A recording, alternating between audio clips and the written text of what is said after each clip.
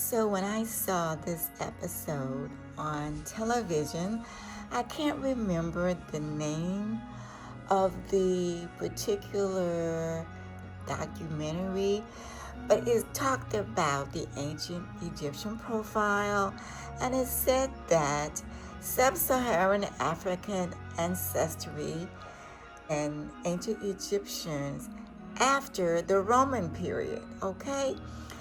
That meant that there was no relationship between sub-Saharan Africans and ancient Egyptians. That's what they wanted you to believe. So let's discuss this today because it depends on how you look at it. This is the chart that it uses as part of the explanation. There are others. Let's use this one to make a comparison. Here it says, this is Anatolia. Remember I said that Anatolia was blue, had the deep blue, and these were in fact representatives of haplogroup G.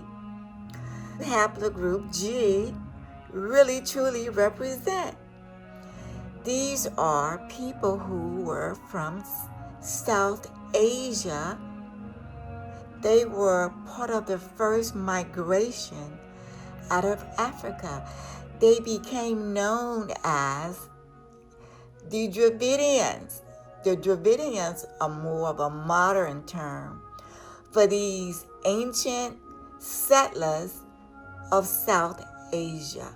Other words, they migrated from Africa via Saudi Arabia across to India. And of course, they went on into Australia also and other places. But they directly went from Africa into South Asia.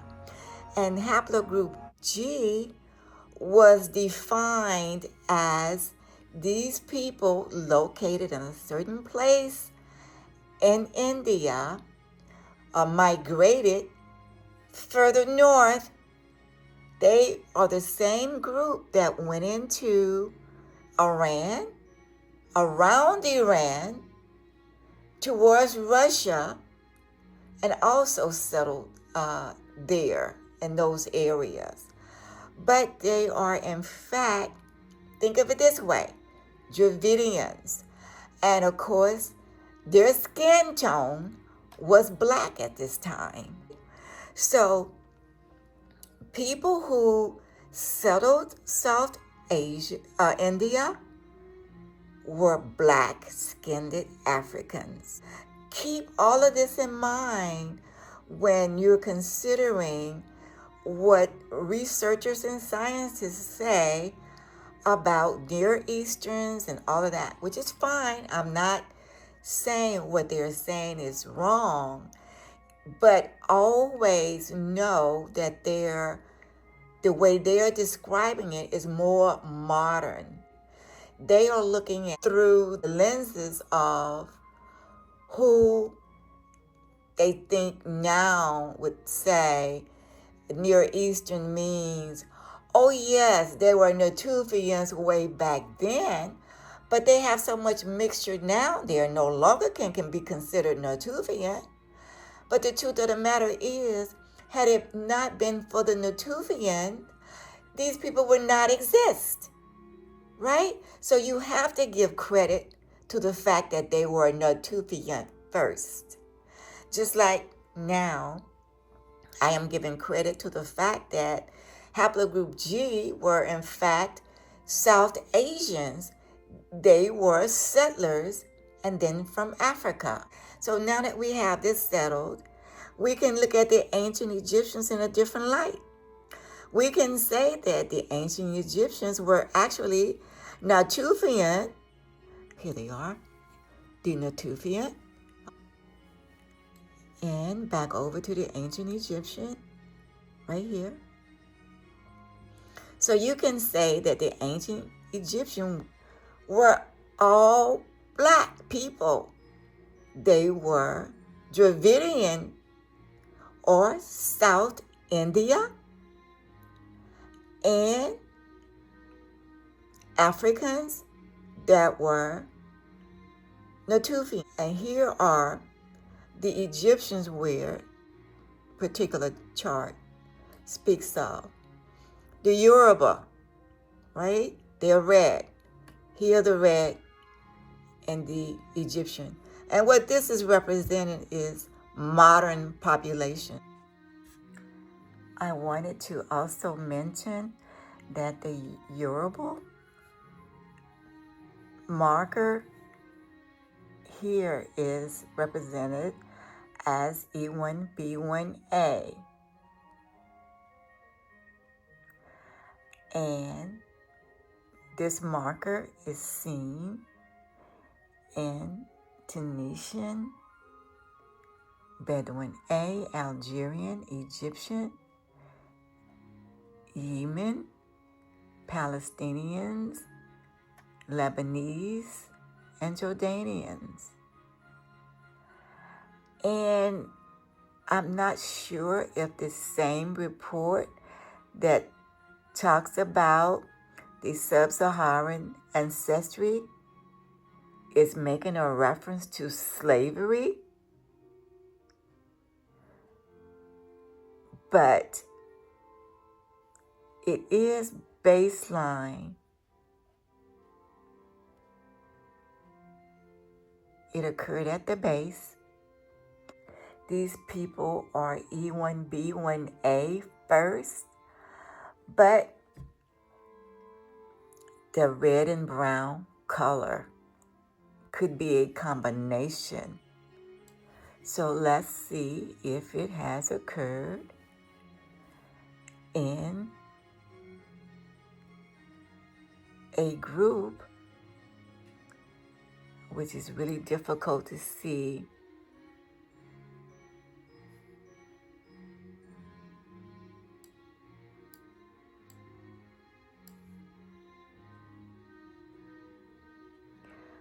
Okay.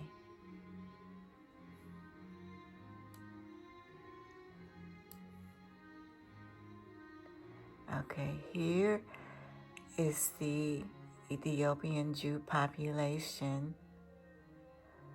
I see the red, but I only see the medium color blue as in Samaya.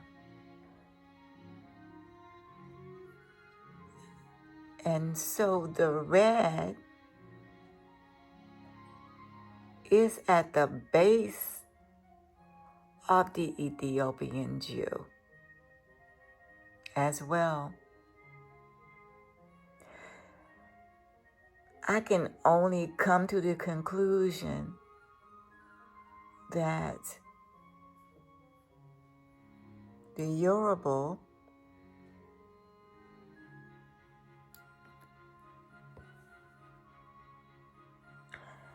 is a younger marker than the E1B1B markers. And here's the reason why. Scientists really can't decide on which mutation happened first, E1B1A or E1B1B. But they do know which each group represent separately. In other words, they know that all of the people who are E1B1B are E1B1B, right? They've separated them. E1B1A, like West Africans. E1B1B, East Africans, that kind of thing. But though this marker is E1B1A, to be younger than E1B1B can mean that this is another mutation of E1B1A that occurred since the split of E1B1A and E1B1B. For example, of course you have mutations. Just say E1B1B1A. You can also have E1B1A, 1B1A. So the markers that occurred after E1B1B could be younger than some markers that occurred after the initial E1B1A, and vice versa. So when I say that this marker is a younger marker, they have what they call founder's effect, as described with the ancient Egyptian and the Natufian, where the ancient Egyptian, the Natufian only inherited the brown marker, the ancient Ethiopians. And therefore, the ancient Egyptian only inherited the brown from the Natufian, as I explained earlier in a previous video. The ancestor to E1B1A and E1B1B came from East Africa, probably between Ethiopia and the Sudan. So it is close kin there. And I wanted to mention this may not be according to slavery as they propose. I will discuss this at a different time. And over here, the ancient populations, samples rather, I'm sorry. And here, these ancient samples, they are derived from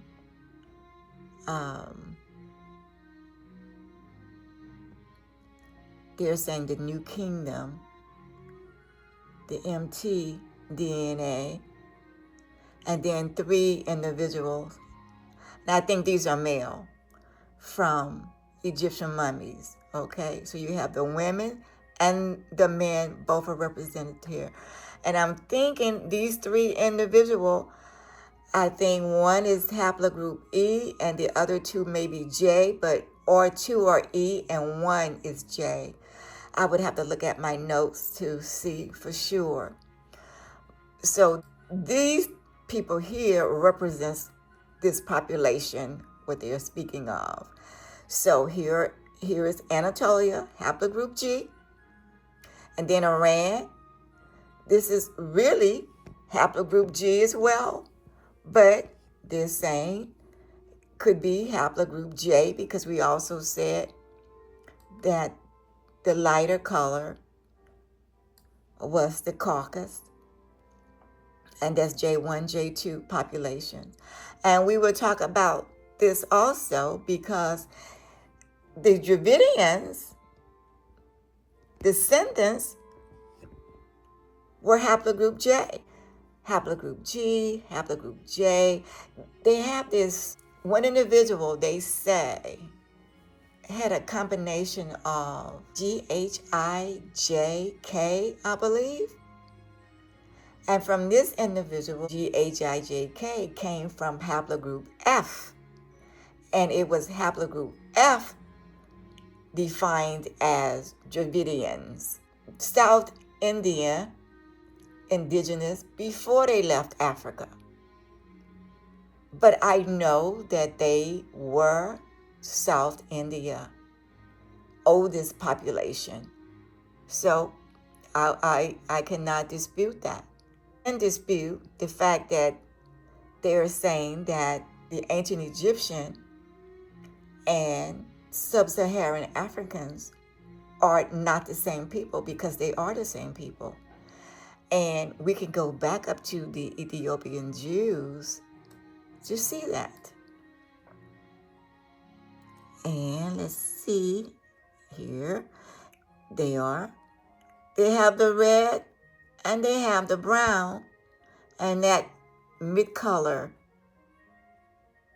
blue also. So they are the same people.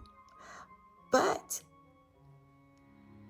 the split occurred at a different time.